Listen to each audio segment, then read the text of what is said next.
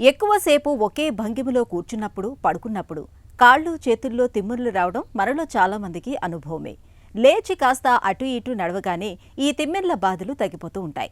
అయితే మనం కూర్చునే, పడుకునే భంగిమలతో నిమిత్తం లేకుండా కొంతమందికి కాళ్ళు, చేతుల్లో తిమ్మిర్లు, చురుకుమనే పోట్లు వస్తూ ఉంటాయి. వస్తువుల్ని గట్టిగా పట్టుకోలేకపోతూ ఉంటారు. స్పర్శ జ్ఞానం కూడా తగ్గుతూ ఉంటుంది. ఈ రకమైన పరిస్థితిని డాక్టర్లు పెరిఫెరల్ న్యూరోపతిగా పిలుస్తారు. పెరిఫెరల్ న్యూరోపతి గురించిన పూర్తి వివరాల్ని ఇప్పుడు తెలుసుకుందాం.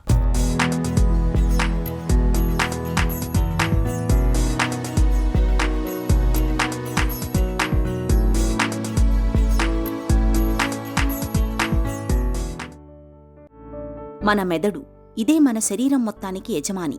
మన మెదడు నుంచి ప్రధాన కేబుల్లా వెన్నెముక, ఆ వెన్నెముక నుంచి తీగల్లా వివిధ నరాలు శరీరంలోని వివిధ భాగాలకు చేరుతూ ఒక నెట్వర్క్లా విస్తరించి ఉంటాయి. మెదడు ఆదేశాలతో అన్ని అవయవాలు, కండరాల కదలికలను నియంత్రించేది ఆ నరాల కనెక్షన్లే. మనం ఏ పని చేయాలన్నా ఆ నరాల వ్యవస్థ బావుండాలి.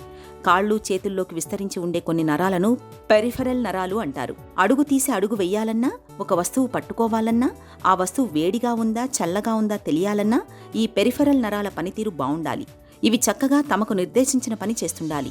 ఈ నరాల వ్యవస్థలో ఎక్కడ ఏ చిన్న అవాంతరం తలెత్తినా స్పర్శ తగ్గడం, తిమ్మిర్లు పట్టడం, చురుక్కుమనే పోట్లు వంటి లక్షణాలు కనిపిస్తాయి. పెరిఫెరల్ నరాలు దెబ్బతినడం వల్ల కనిపించే ఇలాంటి లక్షణాల్నే డాక్టర్లు పెరిఫెరల్ న్యూరోపతిగా పిలుస్తారు. షుగర్ పేషెంట్లలో ఈ న్యూరోపతి సమస్య ఎక్కువగా కనిపిస్తుంటుంది.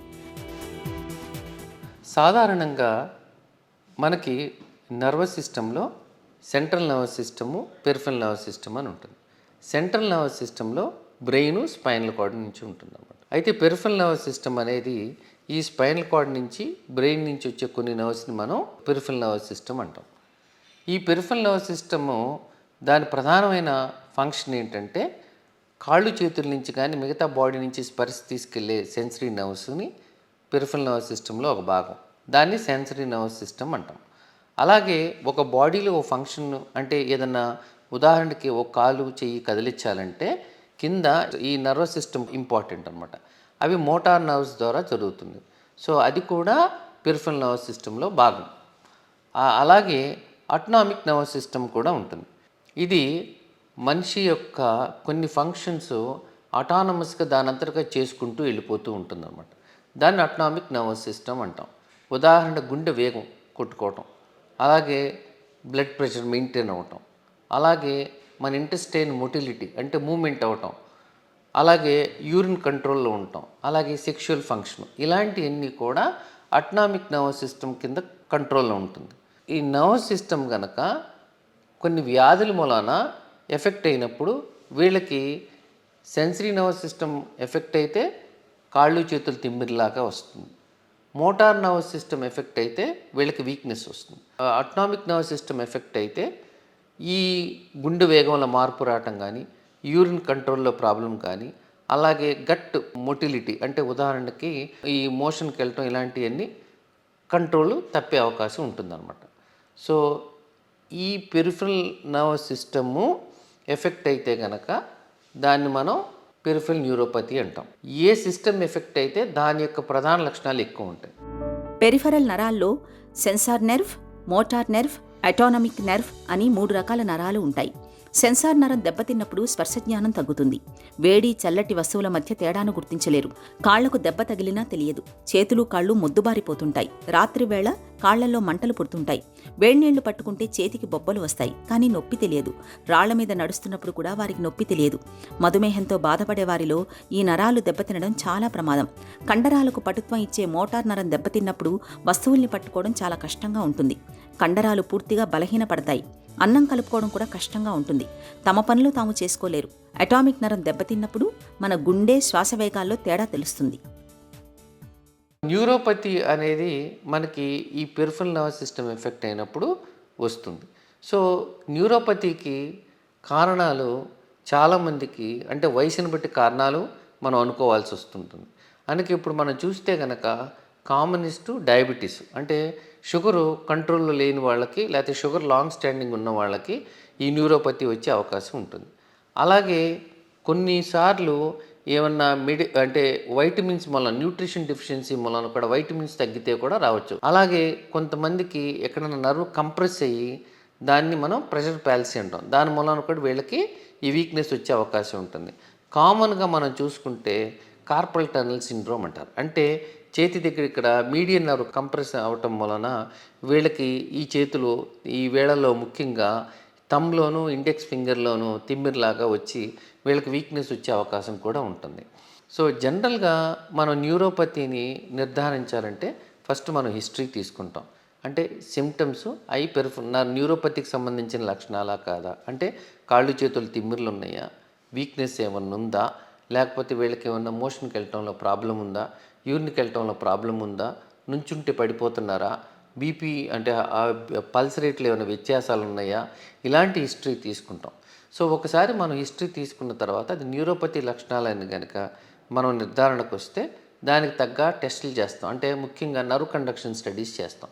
ఈ నర్వ్ కండక్షన్ స్టడీస్ టెస్ట్లో ప్రధానంగా ఏ విధమైన నర్వస్ సిస్టమ్ ఎఫెక్ట్ అయింది అనేది మనకు గుర్తించగలుగుతాం. వాళ్ళు వేసుకునే మెడిసిన్ లిస్ట్ చెక్ చేయటం, క్లినికల్ ఎగ్జామినేషన్ చేయటం, తర్వాత మనం ఎలక్ట్రోఫిజియలాజికల్ స్టడీస్ చేయటం, అలాగే కంప్రెషన్ ఏమైనా ఉంటే కనుక దానికి తగ్గట్టు ఏమన్నా నర్వ్ కండక్షన్ స్టడీస్తో పాటు అల్ట్రాసౌండ్ చేయటమా, లేకపోతే ఏమైనా ఎంఆర్ఐ చేయటమా, అలాంటి టెస్టులు చేయటం, అలాగే కొన్ని బ్లడ్ టెస్టులు చేయటం, షుగర్ టెస్టులు, B12 లెవెల్స్, థైరాయిడ్ లెవెల్స్ అలాంటివి చేయటం, అలాంటివి చేసి దానికి తగ్గట్టు మనం ట్రీట్మెంట్ ఇస్తాం. పెరిఫెరల్ న్యూరోపతి సాధారణంగా మధుమేహుల్లో ఎక్కువగా కనిపిస్తుంటుంది. మధుమేహంతో పాటు మద్యపానం, కాలేయ జబ్బులు, క్యాన్సర్లతో బాధపడుతున్నప్పుడు కూడా న్యూరోపతి కనిపించే అవకాశం ఉంటుంది. ఏదైనా ప్రమాదంలో గాయపడినప్పుడు కట్టు సరిగ్గా కట్టకపోయిన సందర్భాల్లో కూడా పెరిఫెరల్ న్యూరోపతి కనిపించవచ్చు.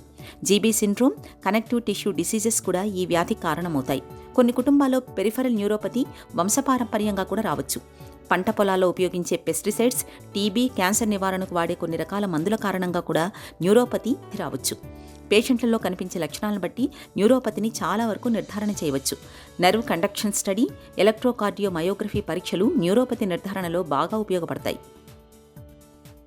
సాధారణంగా న్యూరోపతిలో మనం ట్రీట్మెంట్ ఇచ్చేటప్పుడు వీళ్ళకి సిమ్టమ్స్ ఉన్నప్పుడు సిమ్టమాటిక్ ట్రీట్మెంట్ ఇస్తూ ఉంటారు. అంటే ఫస్ట్ వీళ్ళకి తాత్కాలిక ఉపశమనం రావటానికి అంటే గాబాపెంటిన్ ట్యాబ్లెట్స్ అని, ప్రిగాబాలిన్ ట్యాబ్లెట్స్ అని, కార్బజెపిన్ అని, డులాక్స్టిన్ అని ఇలాంటి మెడిసిన్స్ వాడతారు. అదే కాకుండా మనం ఇన్వెస్టిగేట్ చేసేటప్పుడు కారణం ఏంటో కూడా చూసుకోవాలి. ఉదాహరణకు బ్లడ్ షుగర్స్ చెక్ చేసి బ్లడ్ షుగర్స్ అధికంగా ఉంటే దాన్ని కంట్రోల్ చేయాలి. ఒకవేళ B12 లెవెల్స్ తక్కువ ఉంటే దానికి B కాంప్లెక్స్ ఇంజెక్షన్స్ ఇచ్చుకోవాలి. అలా B1, B6 డెఫిషియన్సీ ఉంటే దానికి తగ్గ ట్రీట్మెంట్ ఇచ్చుకోవాలి.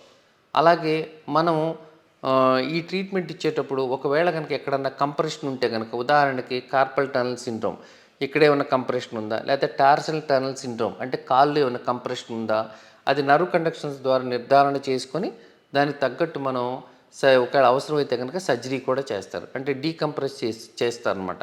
ఆ ఏరియాలో ఉన్న కంప్రెషన్ తొలగించి ఆ న్యూరోపతి నుంచి ఉపశమనం కలిగించటానికి.